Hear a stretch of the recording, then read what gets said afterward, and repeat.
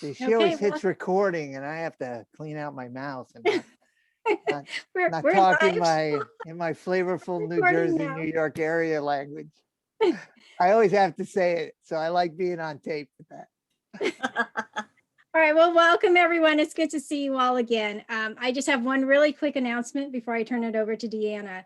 So I put some instructions for week 2 on the announcements page of Blackboard. So just so you know, when you see those letters NBA on the homework, it stands for next best alternative, okay? Every class asks me this.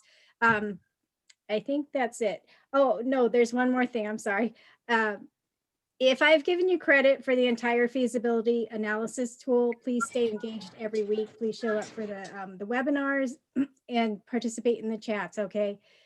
If you want to turn in a business plan in place of the feasibility analysis tool, that's fine. I'm happy to look at that too, all right? Just reach out to me if you have any questions. Okay, you have a great speaker tonight. You've already seen him a little bit. And so I'm going to turn this over to Deanna. All right, well, thank you everybody for joining us.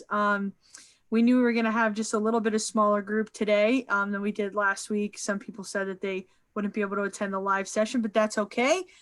This course is great for that because we're recording it, so they can come back and watch it at the end or later on in the week. But thank you so much for joining us live. It's always great to have as full a class as we can, get your questions answered and keep the conversation going.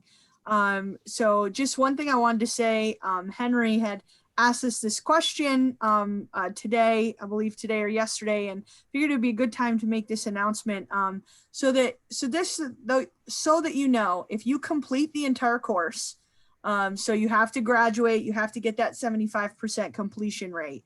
If you get that completion rate at the end of the course, you will have access to this course for a year. We do that for a couple of reasons. One, there may be some notes, some homework and things that you only have on here that you need to pull off at or refer to at other times.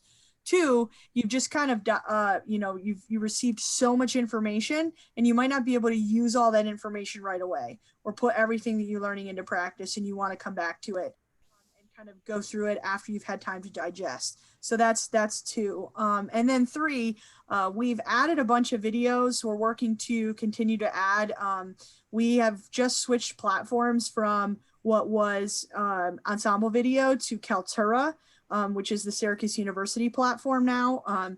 So some of those videos, if you try to watch them, not the ones in each week, but the ones in the extra course documents, you might have trouble viewing those. We're in the process of changing those over to a new platform. So you might not even know those videos are there yet, but that's one of the reasons I wanted to make this announcement. So we have a bunch of other videos of things that we won't completely cover through this course, things like HR questions, legal issues. Those are just to name a few. Some videos dive deeper into a subject. They're not part of your assignments, but that's another reason why you get this extra year to kind of go back and look at some of those videos. As you deal with situations, you can come back to those. Also, no matter when, if you ever ask the expert or ask the instructor something in Blackboard, we'll get pinged. Obviously, email's the best way to go. But if for reason that happens, it's not like you're sending that information into space. Someone gets notified, either myself or one of my colleagues, so we're able to connect in that way as well. So you get access to this for 1 year as long as you fully complete the course. And we hope that will help you further. Also at the very end of the course, you'll get an introduction to alumni services and all of the resources that are available to you. So we won't talk about that too much right now, but you will be able to stay connected with us, and we will still help you after this with whatever your needs might have. We might not have the exact resource for you, but we'll have a good connection for you, or even a reference to get advice or answers to specific questions that you might have. All right, so I won't take up any more time for tonight. I just want to briefly introduce Sean. He does his own introduction pretty well, but Sean I'll just say that he has been a speaker for the last 3 cohorts that we've had for this program. He is, I would say he's a serial entrepreneur, and now he's a venture capitalist. which is pretty crazy. He is Totally crazy. Yeah. I would say an entrepreneurship extraordinaire. So he's been there, done that. Although we're talking specifically kind of about value creation today, Sean is a great connection, and we'll give you a good email contact for him, because he loves to continue the conversation and help. And he's a great connection for really almost anything, when it deals with entrepreneurship, because he's been through it. And so that's all I'll take up the time to talk about with Sean. Sean's also an instructor at Syracuse University, in the Newhouse School, right? Is that That's right? right. Yeah. Yes. Okay. And so without further ado, I'll introduce Sean. Sean, thanks All for right. coming. I really Do appreciate a it. screen capture of that. There's all my contact info Hey, there and we some of the go. stuff I do. This just makes it quick. Screen cap, Keep screen it up. cap. Keep it up. Keep it up. Ready, boom. All right, got it? Good. All right, it's all incorrect, actually. It's just believe that I'm really trying to be available. Hi, I'm Sean Branagan. Hello from sunny and snowy Syracuse. Not so sunny anymore. We have a ton of snow. My two grown kids, two of my four are down in New York, and they were complaining that they got all the snow and we didn't get any. And then a day later, we passed them like they were parked. We have it, higher. It's like crazy. So first off, thanks for your service to our country. My dad was a vet, and I was in the Army. And because of his going to the Army, two things happened that changed my life. One is he went off on the GI Bill, went off to college and changed the trajectory of the whole family and our lives. He's gone now, so I miss him. But he also sent me to military high school, which is why I didn't go into the military. And that may tell you a little bit about my what I was maybe like as a teenager. Holy cow. Holy cow. Did I say something else? I said holy cow, didn't I? Okay. Anyway, I am a marketeer. I have started multiple companies. I started a company fresh out of college in typesetting. Who knows what typesetting is? I love looking at your faces. I think I know what, yeah. So the lesson there was pick a good industry, because I did not. 4 years of hard work and it failed. The outcome was that I learned a lot about myself and about business and about entrepreneuring. And I also learned to pick a better industry and do the work ahead of time before you jump into something. I took a job for a short amount of time and then picked another industry. In the 90s, I got into a little thing called the internet. Does anybody hear about the internet? Yeah.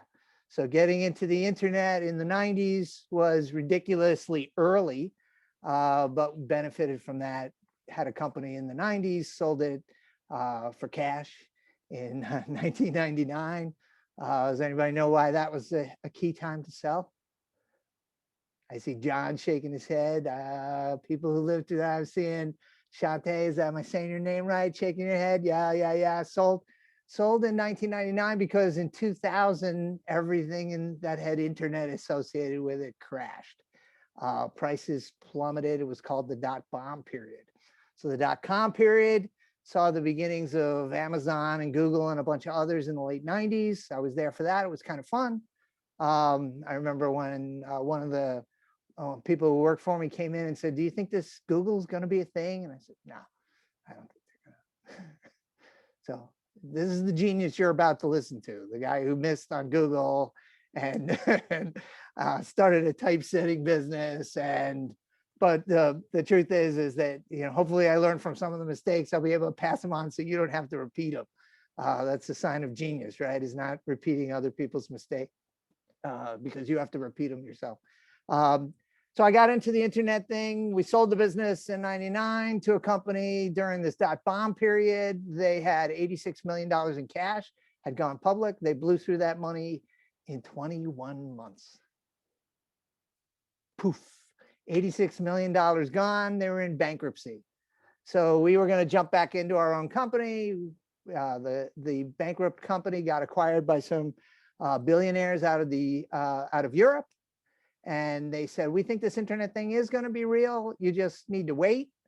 And it's easy to wait when you're a billionaire. So they bought our company, and I was on the other side of the equation for the dot-bomb period. We acquired 12 companies in 18 months, rolled it up to a $125 million company in Boston. And that eventually has been sold and then sold again, is now part, I think, of Time Warner. But we were early on in cloud services, and we were doing interactive marketing before it was called that, and a whole bunch of other things there. In 2004, I was fired because they didn't like what our marketing group said. They fired the whole marketing group. I don't know if I ever told you this part of it, Deanne. They fired the whole marketing group because we told them no, the acquisition they were about to make was dumb, and they didn't want to be told they were dumb. So they fired us.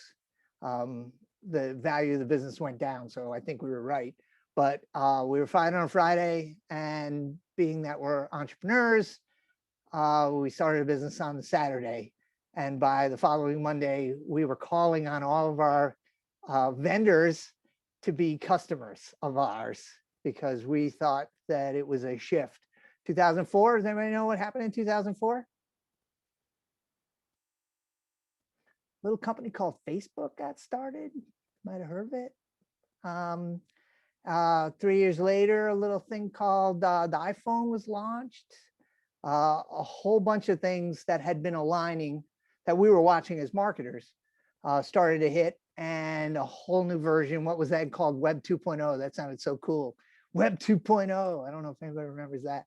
That lasted for about 45 minutes. And then it just became internet stuff and mobile, and all that growth happened. So I worked with startups of all varieties, probably, I'd say about somewhere between 500 and 1,000 startups during that time period, most of them in tech, almost all of them in some sort of marketing capacity. We would help them figure out who they are, what they are. We worked with really complex companies. The more complex, the better. I'll give you a little value proposition that we used to give. We say there's 3 things about our customers. So I'm not talking about me, I was talking about them. And I'll give that as one of the lessons, is if you start talking about them, they pay more attention than when you're talking about you. So the story was, there's 3 kinds of people that are our customers: high on the tech stack. And then we're like, yeah, our product is really, really complicated. No, you sell phones. Okay, you sell phones, but it's an internet phone. Meh. Okay, it's in the category, but back in those days, we were like, yeah, it's not really high on the stack. We did subsea cabling companies. We worked with embedded systems companies, really complex stuff. So higher on the tech stack, more complicated. The second one is that you sell to business, usually small to large. So I would ask you who your customers are. If you say stuff like the government or Siemens or any of those big companies, yeah, okay, that's us. If you're saying, well, we sell to consumers, yeah, okay, that's not usually our kind of customer. And then the last one is that there's a lot of information transfer before a sale occurs. And if it's all 3, really high in the tech stack, embedded systems, selling to Siemens when they're a 60-person company, yeah, okay. Third one is, oh yeah, we have to get all kinds of design information back and forth before they embed us for the next 5 years for their product. Yeah, I'd say we were probably best in the world. We're really, really good. This is what we specialize in. If it's any 2 of those, we're good. You know, we'll take your money. If it's any one of them, we would even tell them, go find somebody else. You know, oh no, but we want to work with you. And I will be truthful. We took a couple of those customers because they just wouldn't stop, and they just wanted to be a part of what we were doing. So anyway, I did that for a number of years, and then I came, it'll be almost done 10 years now at Syracuse University. I came back to my alma mater, the Newhouse School at Syracuse University.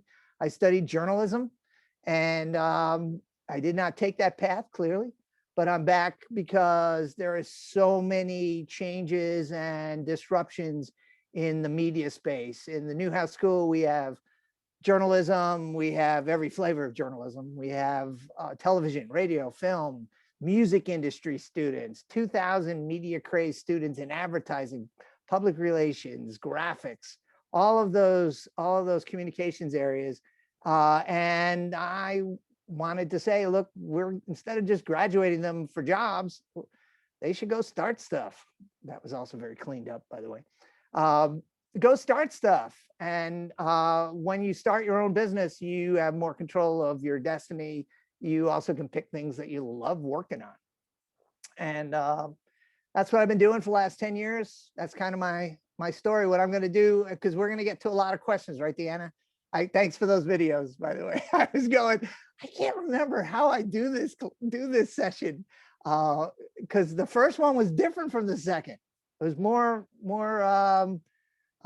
questions. So you want us to get the questions, right? It just depends on the way the class evolves, really. Best part of the video is when I held up the pad saying I have notes. So I went and found my notes from that class. Anyway, what I'm going to talk to you about is value creation. And I'm going to give you a couple of, if this is good, this is how we did it before. Is this a good way to go? So a couple of ways to think at value is counter to what you probably are thinking about when you think of a business. When you think of a business, you think of all the gears and the operations, and you have to think of all that stuff eventually. What I'm going to tell you is the difference maker is what entrepreneurs like you all. So thank you for your service to our country, but thank you for the real thing you're about to do, which is what our country needs, which is new businesses. We are at the top of a new cycle. As Deanna said, I'm now getting Scrappy Capital is the name of my investment firm. And we believe that there is going to be huge changes again. I've been through this a few times, as you can tell. And this one excites me because these are going to be harder. Oh, I want to meet my friends. Okay, that's Facebook, right? Someone's figured out that one. How do you fix healthcare? That's hard. That's really hard. And all the components of that, really hard. How do you fix logistics and shipping and stuff? Like the really hard part is with atoms, not digital bits. The atoms are the thing you ordered. That's the hardest part of all this, is that thing you need in your life, the stuff we put in our world. And I think we're at the top of a new cycle of entrepreneuring. So, so thank you for that, because our country needs this. We need both, not just that you be job creators, that's good, but that you be solving the problems that we all are seeing, whether those are, first world problems like, oh man, where's my remote? I wish there was an app that could find my remote. Okay, go solve that. That's good. But other ones that are deeper and more meaningful, like I was saying with healthcare and education and how we operate as people together.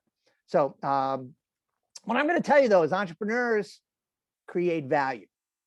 Too often we kind of think, oh no, it's the engineer and it's the cook and the chef and it's the person who's building the product. That's the one who creates the value. I'm going to tell you it's not at all. They create features. They create capabilities. They create the tool on which you then embed the value. Starbucks didn't create coffee. They created the value. And in fact, I'll use this one as my little example. Does anybody know what the average price of a cup of coffee in the United States was when Starbucks got started in the late 80s? Yes, my God, he's old. He's always talking about the 80s. Please stop, please. What was that? Like 50 cents, maybe? Yeah, 50 cents and you get unlimited refills. Keith says 80 cents. I think yeah, somewhere in there. You get it, right? And here they come out with nearly $5. And no, you don't get refills. And no, you can't pronounce the thing. And no, you can't, all the things that Starbucks did 10 times the cost to you. Have they been successful? I think pretty clearly. And it's because they created a completely different value than just the the drink. They make you feel sophisticated. They make you feel like you earned it. You're parting with your money. I like to say to my students, as you stand in line and you pass the $70 scones, like, really, how much are these? And then you're like, well, I kind of deserve them. And then you're buying scones, which are really cookies. But if they named them cookies, you wouldn't pay that amount of money. So they call them scones. So it's so special. Do you see what I'm talking about? I make fun of them, but it's genius. What they do is they do like entrepreneurs, like you all are about to do, is find the emotional attachment and then imbue that into the product. They don't tell you that on the way in. Come on into Starbucks and feel special. They don't say that at all.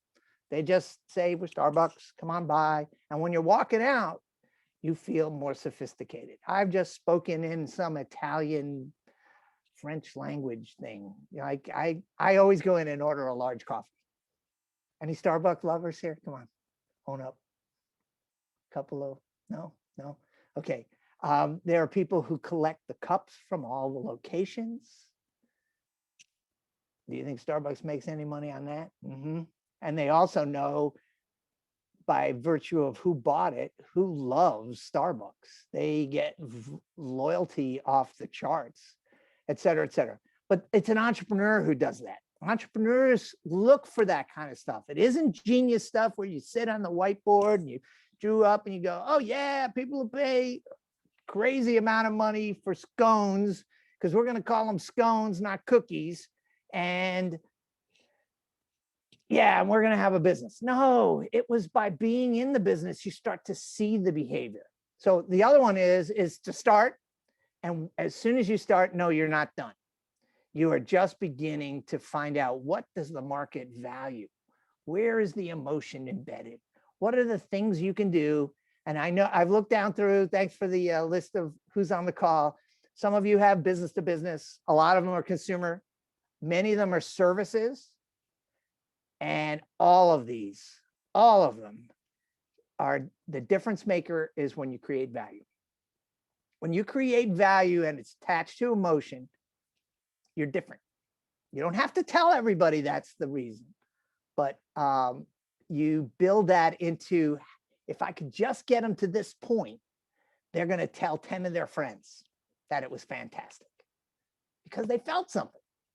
You want them to love your product, not just like it. It's one of the reasons I hate a lot of the social media stuff. Oh, they followed and they liked. Oh, that means that you're not bad, but it doesn't mean they're crazy in love with you. I want customers who are crazy in love. I want them to bust through the 3 feet of snow and come on out and get my product. And how do you do that? You build that in as entrepreneurs, as you all are doing. You're going to be looking at what is it they really care about. So we can get into a little bit of that. So which is the emotion. You want me to take a pause and get some questions? I see some questions showing up. Yeah. So Sean, when we're thinking about our value proposition, because that's really what we're focusing on this week, are there like some real good questions we can start asking ourselves as we're thinking through, how to put this together? I was loving hearing, as I was coming on the call, Sandra was talking about next best alternative, right? What's the next best alternative? Okay, you're going to have the one I give your bowling alley. What's the alternative? Oh, there's another bowling alley. Okay, that's one alternative. I have to drive over there. I'm still thinking bowling. Everything else I can do at this moment instead of bowling is the alternatives. I'm competing with the number one thing, nothing. They can do nothing, and that competes with you. So to me, when you think of value proposition, you have to think motivation and you have to think about that emotion, and they know the emotion. The value proposition is, I give it as a simply put thing, is you make a promise and you deliver on it. So don't promise they're going to feel sophisticated by coming to Starbucks. What you promise is it's going to be a high-end coffee experience, something along those lines. And when they come out, they should be feeling, if they're my kind of customer, they're going to feel like, oh, it felt good. I felt like I was important. I felt like I earned it. Little things that had nothing to do with the transaction. They weren't on the little slip of paper, if you get that anymore. Son of an accountant, so always get the receipts. It's a habit. It's hard to break. But to me, I would say, I don't know if I got to the question of how do you repeat the question for me? Make sure I got it. I got it down. What kind of questions should we be asking ourselves as we're for the value proposition together? The value proposition. Number one is I'd start talking to potential customers, not people who are your friends, because your friends are going to say, oh, it's a great idea and it's amazing and I love you. They're basically saying they love you. Okay. It's when you meet somebody who you've never met who wants to know more, then you know you're onto something. They're pulling it in. Then you can talk to them differently. Like, what would you want? Those are leading questions. Don't ask, what do you want? Because they'll say lower prices or faster this or whatever, things like that. Instead, ask, what made you come out here today? Oh, I just was dying for blank. Or I've just had enough. I said, that's it. I've just had enough and I need to fix this thing that has been on my to-do list. Okay, so your value proposition might be, take it off the to-do list. I'll give you a value proposition that was the tourism board for Alaska. They did a survey years ago, did a survey and asked how many people would ever come and visit Alaska. And a lot of people have it on their list, but they never get to it. So why don't they come to Alaska? And they said, well, I keep putting it off. I figure I'll do it later. Alaska, before you die. That's what they used as their marketing campaign for Alaska. We know you want to come, but we're just going to say it. Time runs out. So Alaska, you want to come here? Come on up here before you die. Let's go, like today. And as much as they ended up pulling the campaign, I think the thinking of that is still the value proposition. Of course you want to come to Alaska, is the assumption.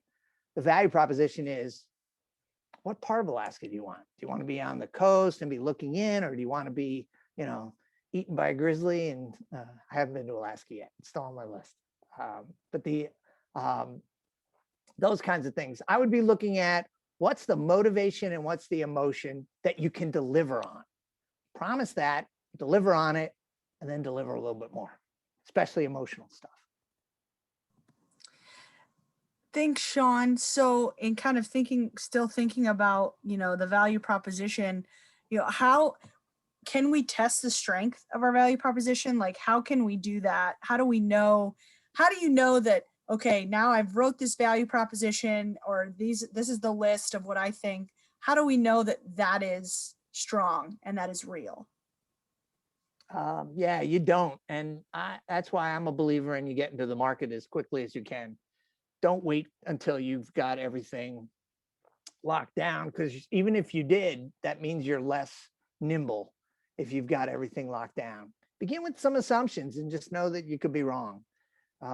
There's examples of this, of companies that just said, okay, we're going to leap into it. We think we're onto it. We're so excited. And then they're wrong, totally wrong about their product.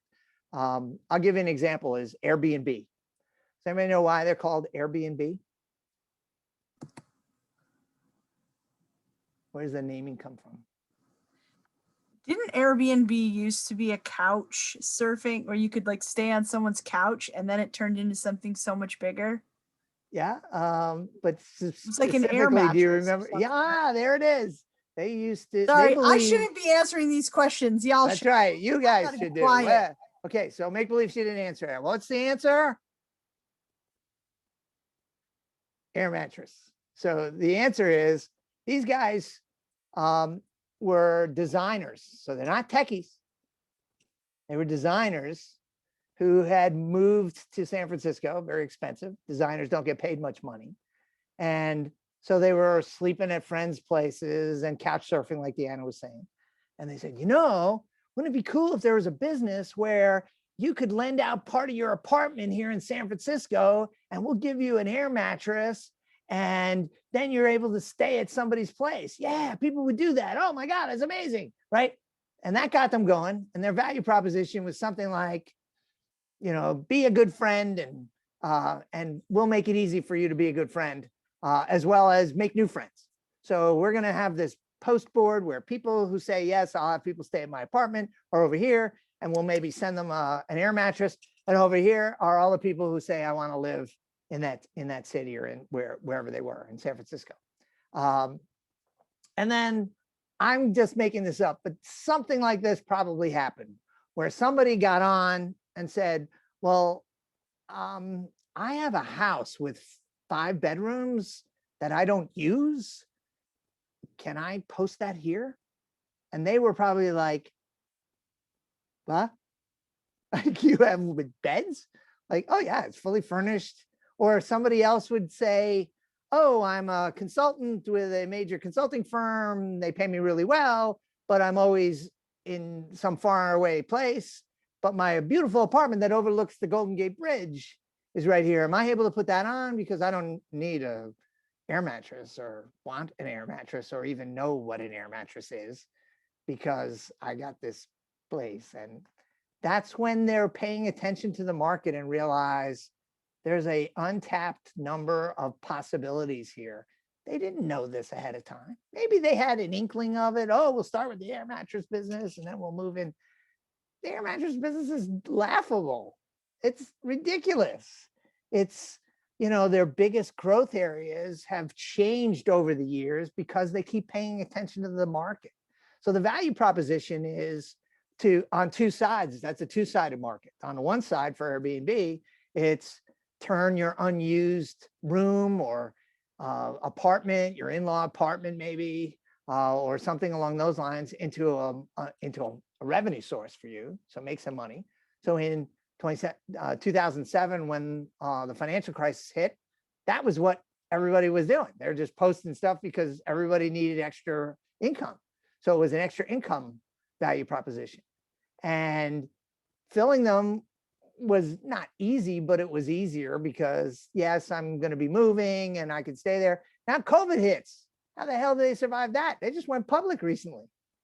Well, what ended up happening is people say, well, I want a whole house because I'm just going to have my bubble, only we're having our bubble in some nicer place, generally within a drive of a high population center is where they found all the sales of those houses. So if I'm in New York, it's upstate New York, it's in parts of Pennsylvania, and it was whole houses or a full apartment that would be renting on Airbnb. So value proposition changes, but the underlying premise of what you offer is like they did for the one side of it is an income. On the other side, we generally think of it as an inexpensive place to stay. That's not necessarily true. And in fact, they found that as they were in the market, so they don't position themselves like that anymore, but people are staying and paying more than they would have paid for a hotel because they're staying in interesting places.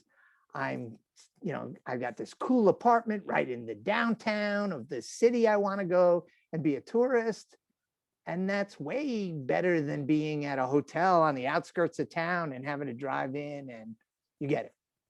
So they found the business changed. The value proposition has to be pretty fluid based on time, based on what the market shows you. So I would say start with something, be wrong, jump in, and test your assumptions daily by watching what your customers do.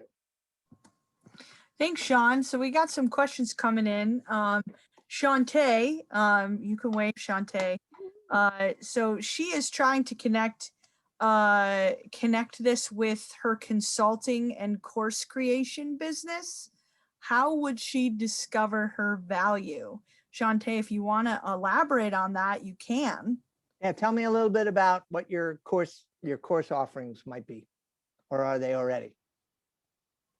They are not live yet. I am actually still creating them, and I realized I wanted to do course creation because the people that I worked with had the same exact questions. And so I decided, okay, well then I will create a course for them to do. And it also helps me because I'm only one person doing this right now. The dream is to have an agency, and right now it's personal branding. The dream is to have a full scope social media branding agency. But I'm only one person. And so I was like, wait, I can create courses which will bring in more revenue because I can only consult so many people at once. So I heard everything you were saying, and I'm sorry if I'm a bit slow right now. I was trying to put it all together. And I was like, okay. I was like, all right. So I know from the feasibility report that we did, you know, I went and I looked at different agencies that were doing the same thing. Of course, they're a full agency, so it's a bit different where I'm just focusing on one particular niche. And, you know, so I was looking at others and I was like, okay, well, how do I place myself? So that was basically it. I was just trying to absorb, especially since I'm getting more interest. And so I have people saying, you need to raise your prices. And then I'm like, wait, first let me make sure it's worth it. It has to be worth it. So I was excited for today. I just don't know why it's not clicking for me right now. Well, give it time. I would, the cake takes time to bake, right? So just keep baking it is one thing. I'm an impatient person too. So I'm always opening the metaphorical oven and checking on the cake, which just slows it down. So sometimes just leave it in there and let it bake. But a couple things that what you're talking about is you're hearing people say charge more. If they're customers, do that immediately. Do not wait. If they say charge more, charge I have them. 2 customers that were like, these prices are great, but you should be raising them. You should tell them, thank you very much. When can I do that? Can I do that on the next invoice?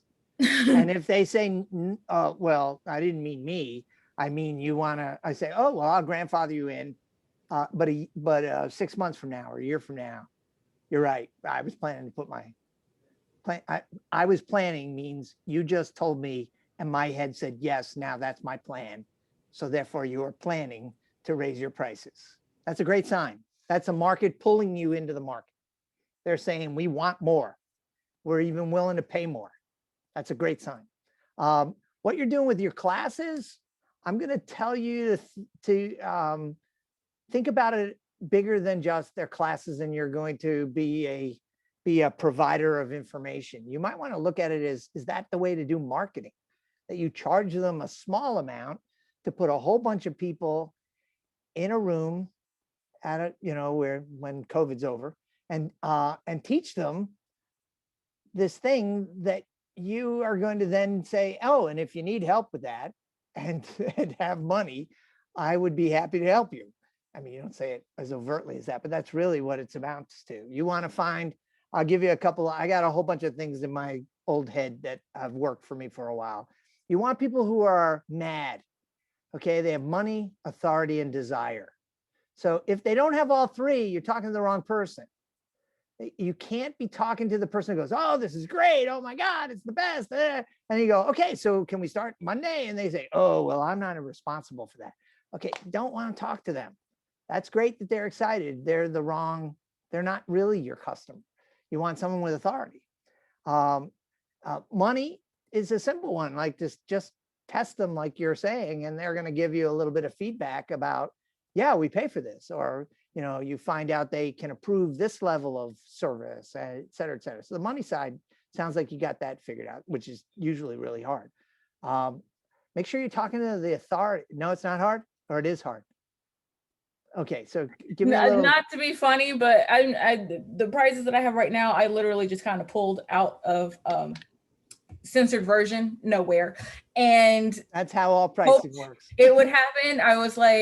I literally was like, I'm going to choose the scariest number that I can think of and see what happens. Good move. It didn't scare them. When they said, low. Hey, that's still low, I was like, well, that was the scariest number I could think of.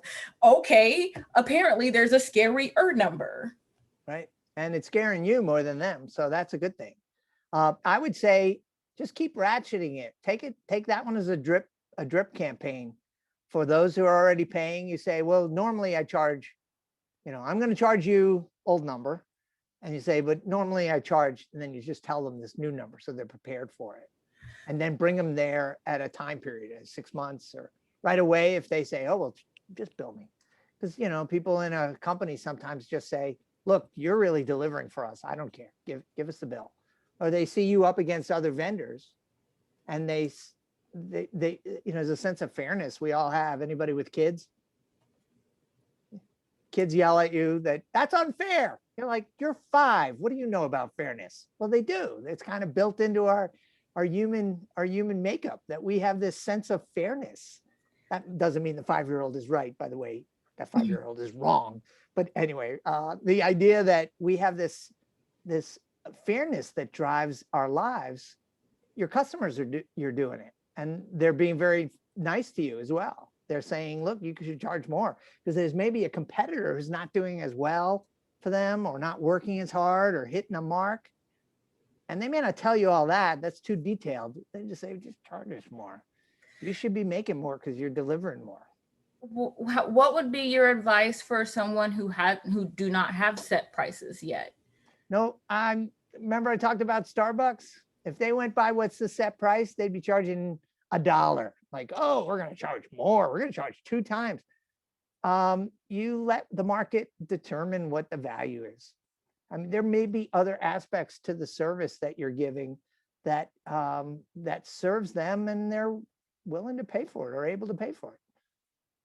And it doesn't have to attach to some rational, real world, giant spreadsheet of prices for stuff. Look at cars.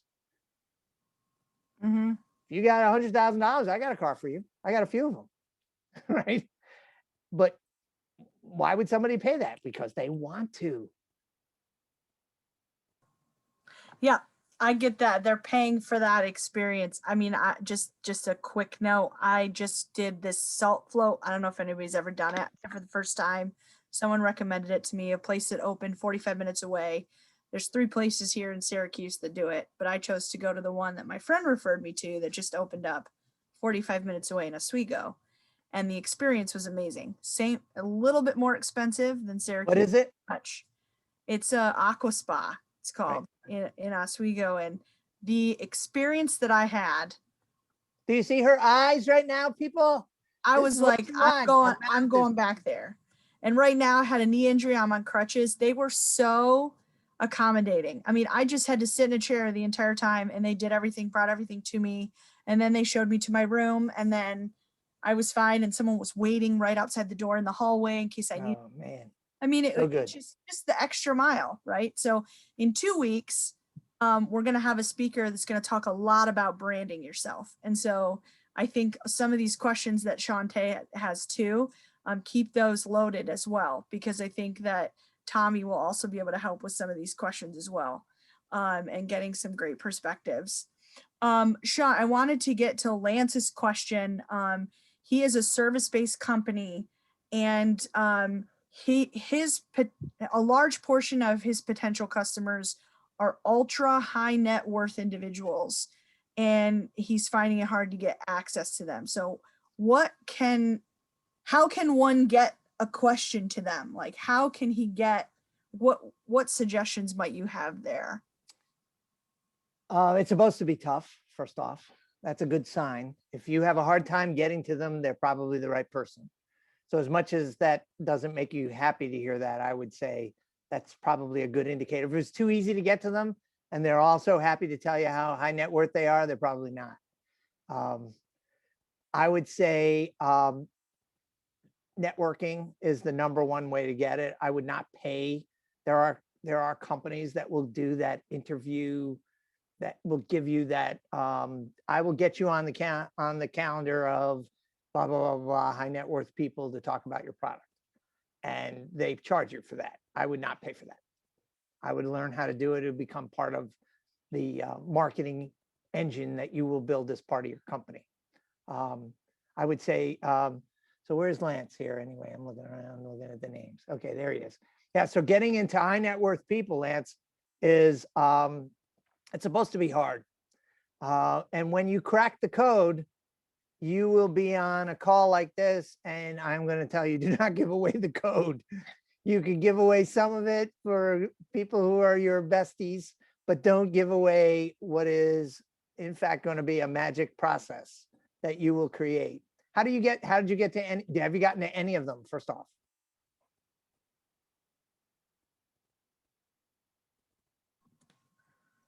Lance, have you gotten to any of them yet?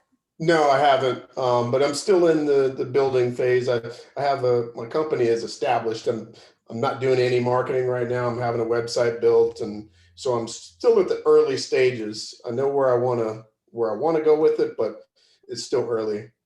Okay, so I have, as Deanna was saying, I have a venture firm. So we talk with high net worth people, and part of what we're talking to them is we're talking about their money and how can we take some of their money so that we can go make some more for them. So they're interested in that, but getting to them is always the hardest part. So we look out at our network. So here's a little math. There's a thing called Dunbar's number. You may have 1,000 friends on Facebook, or you have, 1,500 followers on Instagram or on Twitter. But the reality is we only have about 150 to 200 really tight people. I see Erica nodding her head, Dunbar's. If you were all at Facebook, you would all be like nodding your heads like bobbleheads, because the people in the social media understand the work of the social scientists who came up with the Dunbar's number, because the Dunbar's number has not changed. Our ability to keep relationships in our head is limited. Like only so many brain cells that can handle those relationships. So Lance, what I would suggest is begin with your Dunbars. Who are your 150 to 200 really closer family and friends? Where when I always give to my students, I say, where if you were in their town, you'd be able to call them and say, look, I'm in a spot, can I stay at your place tonight? And they may not say yes right away, but they're closer to yes than some Facebook friend who clicked on your pictures and said, oh, we're friends. Yeah, okay, no, we're not. But that was nice. The idea that you get that group and each of them have 150 to 200. That's the connection you want, because they're not going to connect you, if you're really close to them, to somebody they don't trust, know, et cetera, et cetera. So they will give you somebody in their Dunbars. Don't bring up the Dunbars stuff. It creeps people out. But I'm telling you, there's a science to it. So the 150 to 200, who's good with math, times 150 to 200 for each one of those people gives you a network of, who's good with math? I teach at the media school. I always say that means we're math challenged. So I give them the answer. Anybody? Is it go away? I'm a brander. Yeah, okay, you're on my team. It's about 40,000 on the high end. That's a big enough market for you. Now, if you were to go back to your 150 to 200 people and say, look, here's what I'm offering to these people. I just need to talk to them to refine the product. That's a much easier ask than, hey, I'm looking to sell this really high-end golden, vase or something. They don't want to give their close associates to that. But if you're tied to them, family member, close friend, somebody who you've worked with closely or something, and they're all different kinds of ways that you're connecting, but you're really close, they'll pass you to somebody else who's close, who is maybe high net worth and doesn't let on. They live a pretty low-key life, and they got some coin.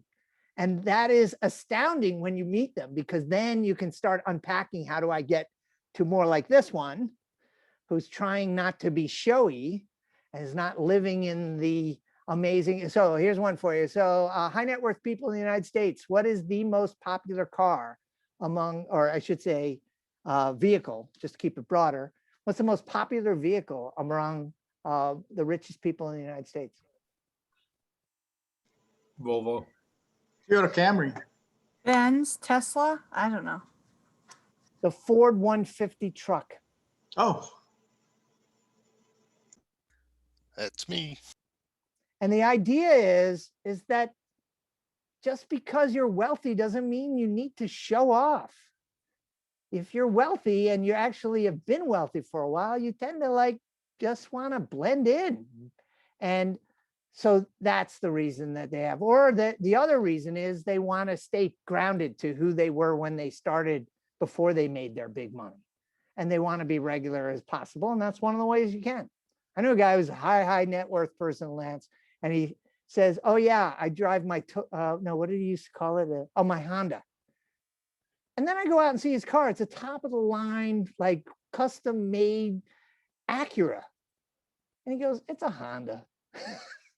Like his mindset is, it's just a Honda. What, you know, doesn't Honda make Acura? I think they do, right? Did I get that right? Anyway, but I think you got a lot of unpacking to do. And when you unpack and unbundle this, you're going to have a way that I'm going to just predict this, that if you do this through your group, your Dunbar's group, and don't blast them all like, hey, here's an email to all of you people who are near and dear to me. Okay, you just told them you really don't care about them too much. Single emails, spend the time and ask them, who do you know? Because in doing it singly, they're going to go, you're creeping me out, call me. And then they'll say, why'd you ask for that? That just seems so weird. Like, who do I know who's rich? Oh, I'm sorry. Did I offend you? This would be my brother Mark. Sure, I know some people with money, but you know, you're asking me to tell you who my rich friends. I don't want to tell you who my rich friends are because I don't want them to know that I know they're rich. And then I'm hearing stuff like, okay, Mark doesn't want to point out they're rich because that's somebody who's a friend. And that kind of stuff you'll unpack. So I would go through it and learn as you go and kind of build your own code as to how you would do this word of mouth marketing and then replicate it. Then how do you get outside of it being your Dunbar's list? And it's maybe you hire somebody and they have a whole different group of people. And they're the ones who are going to go do your selling. I would not hide what the product is. It's a huge mistake. You go, well, I don't want to say because somebody will steal it. Okay, so you say I'm a criminal? Is that the premise? So you don't want to tell me because I may be a criminal? Okay, I may be. So thank you. Goodbye. You know, so I would always tell them what the product is so they know what they're getting into as a conversation. People don't like open-ended, vague conversation starters. I'd get closer to that. I don't know if that helped. Yeah, one other part to that, I was just wondering, so I've been thinking about like going to the county Chamber of Commerce, and if I can get out in front of some of those people and maybe offer some of that service kind of scaled down. Do you see any value in that? Yeah, and also, you know, there's clubs, and these clubs are designed to get high net worth people. There's so what's your town, Lance? Peachtree City, Georgia. So Fayette County, Georgia, outside of Atlanta. So drop me a note and I'll put you in touch with somebody. How's that? Because this guy was very, yeah. So this guy was so connected that, but I didn't know that. I just had a gut feel about him. And he's sitting there, he's got his arms crossed and he's hand to mouth. He's doing all those things that say he doesn't really want to connect to me. And then I said something to him that just kind of opened him up. And he said, what are you doing tonight? And I said, I was going to have dinner with my colleague. And then he turns to her and says, so you willing to come have dinner with us? He takes us to his penthouse, takes us up. It's not his place, but he takes us to this penthouse apartment where we had dinner with, I think, 8 people who were in this area. It was a media thing. And they were all movers, shakers, high net worth individuals, get it doners. I'm standing there next to Isaac Hayes III going, oh my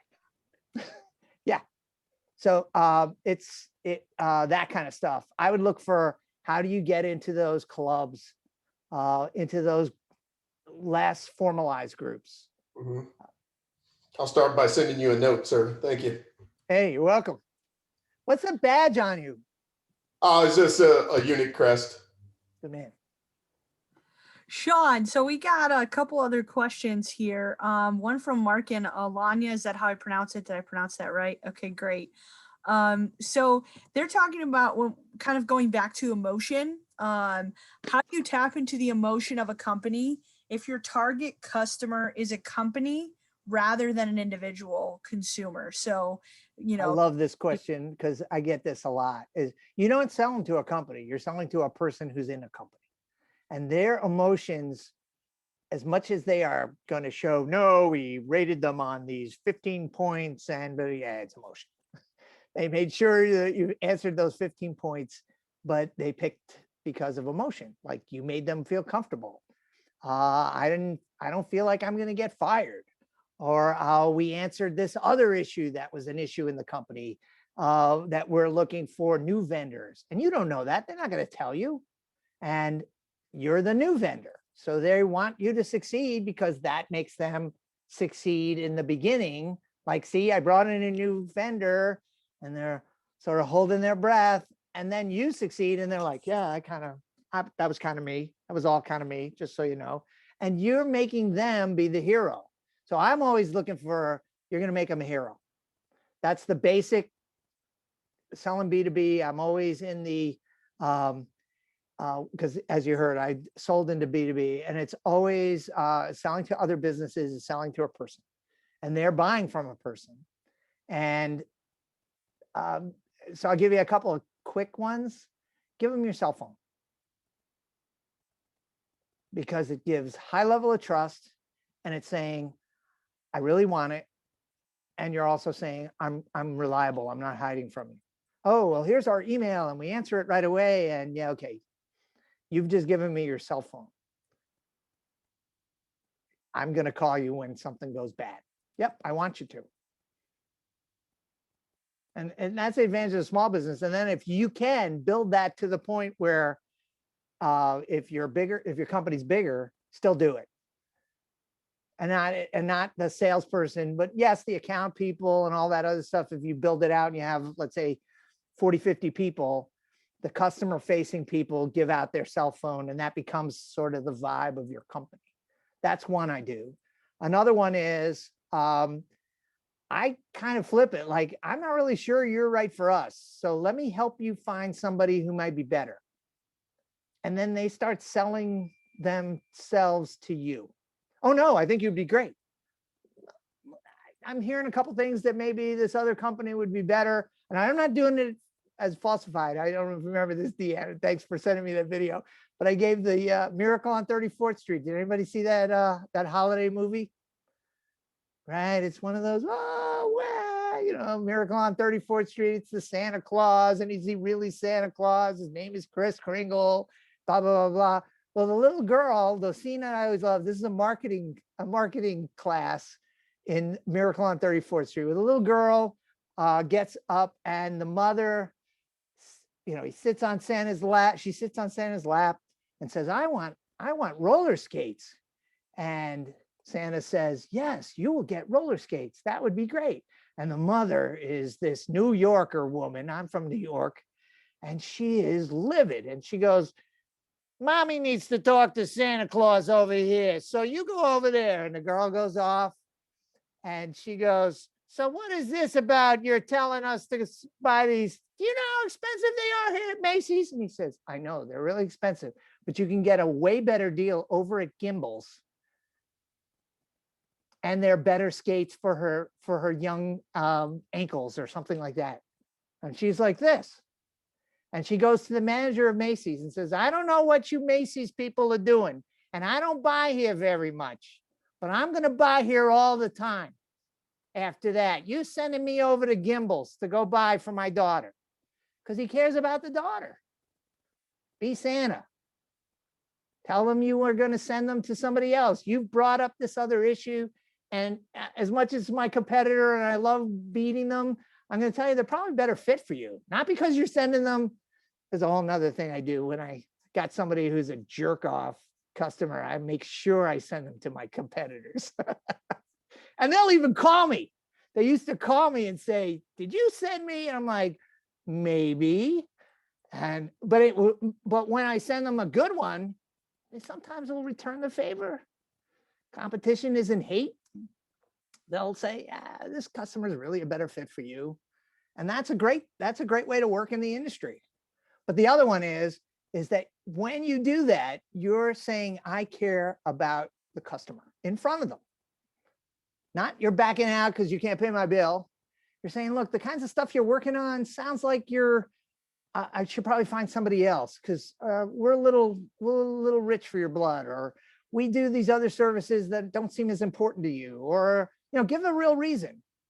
And I find a lot of times they're going, no, we really want to work with you. Oh, okay. Well, we charge a lot. I'll find the money. Okay.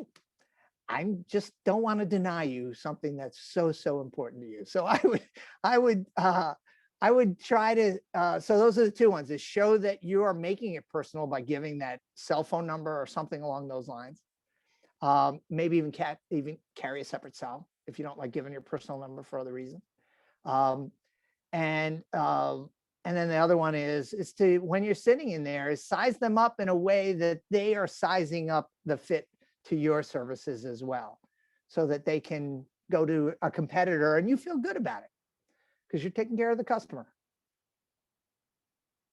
I hope that helped. Thank you. We have another question from Mark with a K. That was Mark with a Mark C. with a K, Mark with Now a we C. have You got them Mark that all. ends with a K. Any Marks with a Q? He has put a couple of things in the chat. One, and we were talking about changing prices and maybe policies. Would that equal a negative value? Like, is there a negative to that? As you were talking to Shantae about pricing and kind of upping your price after a while, like, would that be a negative thing? So that's his first question. So we'll go with that one first. So Mark, is it a consumer product or service? Where is Mark? Hey, can you hear me? Yeah, there we are. I need to stand up because I'm not even a screen here. Okay. No, it's a service. Okay. And is it to consumers or is it to businesses? It's going to be to both business and to consumers. Because you my can have more business is, gonna be flexibility. crim- You can have more flexibility with pricing to businesses because they don't talk to each other about their prices generally, but consumers do. So if you have and consumers kind of like a published price, like a sense that there's a price somewhere. Think about when you're online and you click around. As you see my speakers here, I'm putting in some new sound system and I got a whole bunch of things. I landed on this one site. I'm looking at this electronics equipment. I'm like, I think this is the thing I need. I could not find a price. Now I just said the words, I think this is the thing I need. You would think I would get on the thing, click through, have them give me the price and have it. No, I'll find something else. I'll make my own. I'll do anything. I don't know what I'm stepping into. Is this $1,000 where I'll go never?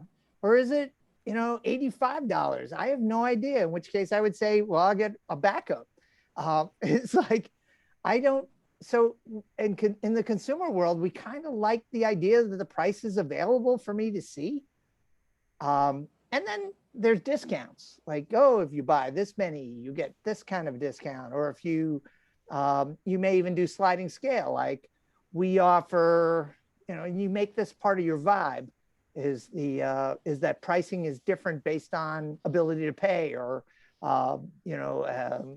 the market you're serving. Like I have, like someone will say, if you're a teacher, I give you my wife's a teacher. So a teacher gets a different price. You say, oh, that's so good. That helps me charge more over here when they're not teachers because I'm a nice company and I'm taking care of teachers over here. Things along those lines, I think I would do. But in terms of moving around the pricing, it's harder to do in the consumer side. Okay. But do it seems early. like it's. I'm sorry, go ahead. No, that just seems like part of it is salesmanship, right? Knowing your customers and when to pitch and when not to pitch. Well, I would say a big mistake that people do is they price it when there's no customer in the room. They're sitting there going, okay, what will I charge? And then they come up with, okay, I'm going to make this, miraculous burger. And we're going to charge, well, what do other people charge for the impossible burger? This is the miraculous burger. We're going to somewhere in the vicinity of. That's fine. But I'm a believer in act like an idiot because it can sometimes benefit you. You're in your, anybody with a food truck? I think I saw one that was a food truck business, right? No? Am I remembering? That was a past class we had. Oh, my bad. Sorry. No, that's okay. But the, like if you're doing, wasn't there one that was saying, I think there was one that was going to do a business around a food truck in. Yes. There was is. I'm I'm sorry. Yes. He's his own caterer, but he wants right. to. It's a wood pizza, wood-fired pizza. You are correct. Truck kind of thing, right? So I would just be that first day, oh man, I didn't put prices on. Okay. And they're going, you're an idiot. But that's not why they're coming to your truck at that point. They're now wanting to taste the pizza and say, so, I hear, and that's where you're doing it eyeball to eyeball with your customer. And you can see, are they wowed or are they meh?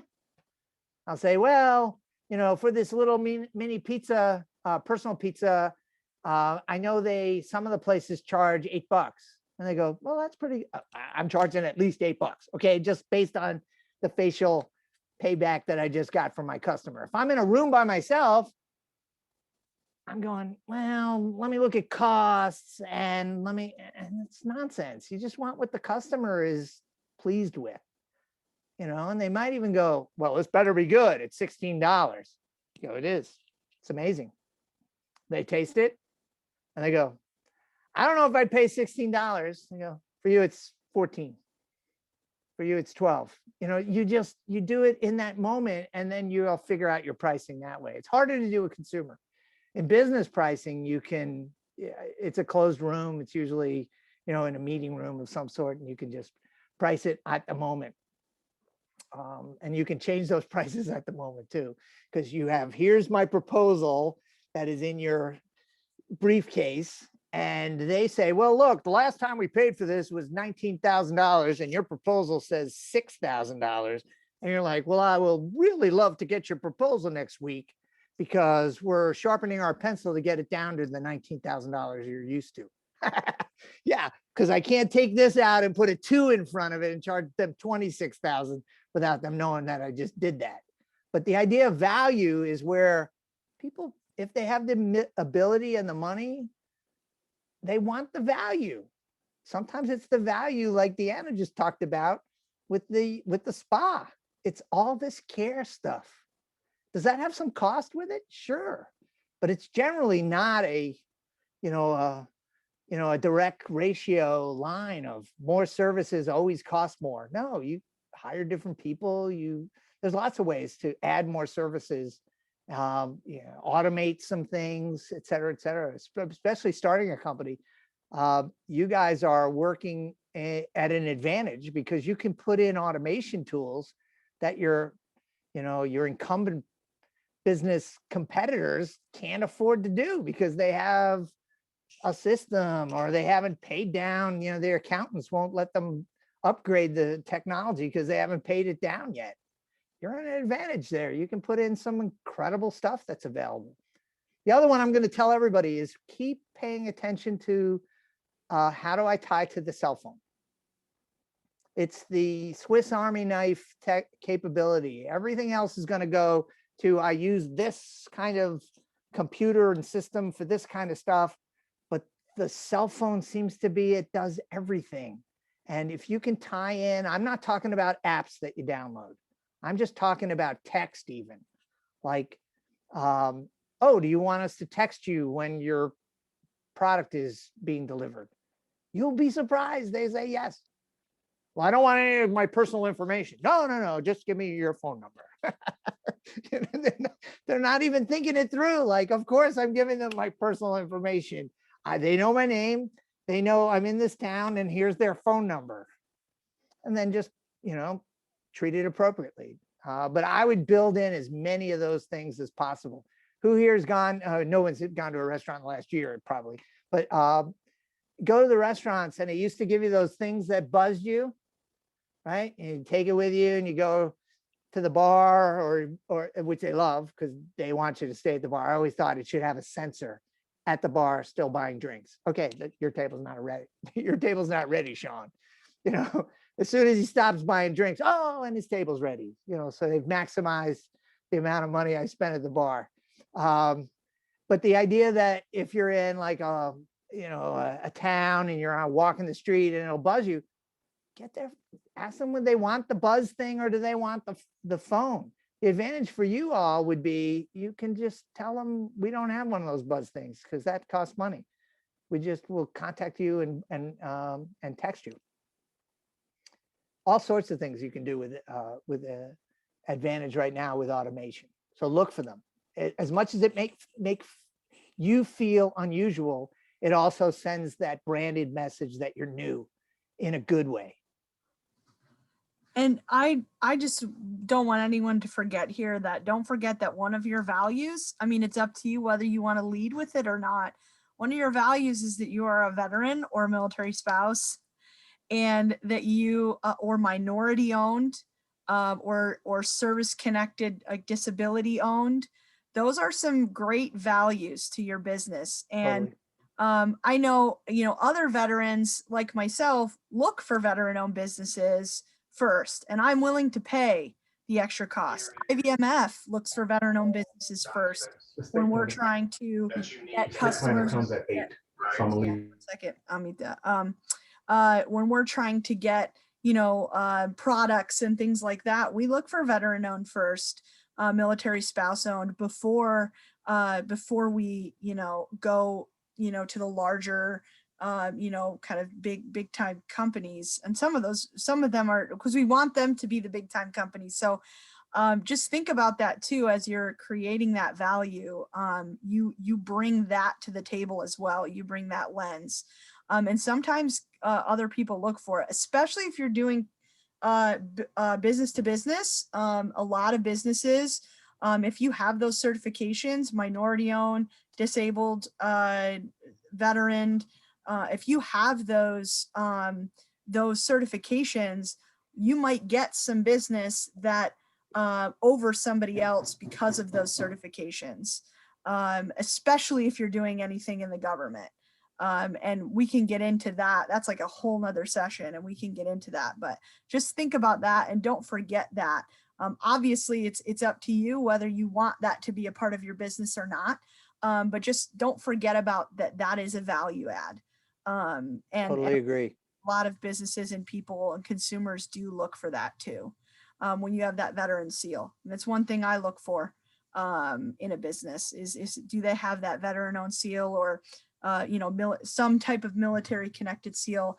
I try to invest in minority owned as well. If you can hit 3, 2, 3, 4 of those markets, I mean, you're going to get that business. So sorry, I didn't mean to take up the last couple minutes, but Sean, we're almost done, believe it or not. Do you have any else information? I mean, I got one story. I looked over at my notes. And I'll watch the recording, but any last minute thoughts that you can kind of give us, any parting knowledge? I'm going to give you one, is to be remarkable. It's a word we misunderstand. To us, it generally means amazing.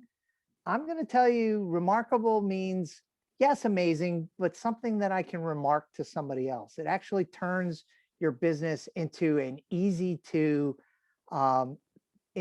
market because somebody else is talking about it. And like you just heard with Deanna talking about the remarkable service is specific stuff like somebody waiting outside of a room, et cetera, et cetera. I'm going to give you other ones. So my brother's business used to be, he's now out of it, was insulation and window replacement. And I told him, nobody ever stands in front of a house and goes, wow, look at the insulation on that house. Is that beautiful or what? Nobody, you can't see it. If it's working, it's invisible. And a lot of services and products are that. Like when I'm done with the meal is gone. I'm not looking at it. I feel differently, right? But remarkable, what I told him to do was to do things that people in the neighborhood can remark on. And he didn't do this one. I wish he had. I told him to get tie-dye jumpers for all of his people. So when they came in to insulate the house, they're going to be there for 3 days with a big loud machine that's blowing the cellulose up into the attic and into the walls and all the other stuff. But they would be walking around with tie-dye on. Everybody in the neighborhood would go, what is with the tie-dye going on at the Branagan's place over here? And that is remarkable, and it does marketing for you. It's saying, pay attention to this without it being, it is sometimes frivolous. The other one he did do was at the end when he'd insulated and put in replacement windows, he would deliver a pie for them to cook the last 20 minutes, an apple pie in the oven. He would have people come to him years later and go, you're the apple pie people. He's like, no, we're replacing windows. I'm like, Joe, stop. No, you're the apple pie people. I want you to be apple pie. I don't care about insulation. I care about apple pie. And those are the kinds of things that you can build into your business that make you remarkable, because then someone will say, like Deanna did, oh, I got the house insulated. It is so warm and everything. And then they delivered a pie. And then on top of it, it smells like apple pie in here. It's insanely good. Now, they're not going to get their house insulated because the apple pie or because somebody's got tie-dye, but it just enters a marketability. By being remarkable, you have a marketability, and that's part of your value. That's the one I'll leave you with, is to be remarkable in all meanings of that word. Thanks so much, Sean. I appreciate it. I appreciate your time again. Back at you all. Thank you very for much. our fourth cohort. Just to remind everyone, if you have any other remaining questions, Sean gave his, obviously we're recording this, you can go back, but we'll post it as an announcement. There it is again. Capture that. Sean gave his contact information. He will follow up with you if you have a question. So need a conversation with him. I know Lance will be, so good work there. And don't forget, homework is due by midnight on Sunday, and we're always available, Sandra and I, if you need anything. If you're in or around upstate New York, I wish you well and safety in all of the snow. If you're not, good on you, and hope you get some good sunshine, because we won't be getting it here. So What is that? all right. Well, thank you, everybody. Thanks, everybody. Us. Appreciate you all. Appreciate it. Have a great night. Bye-bye.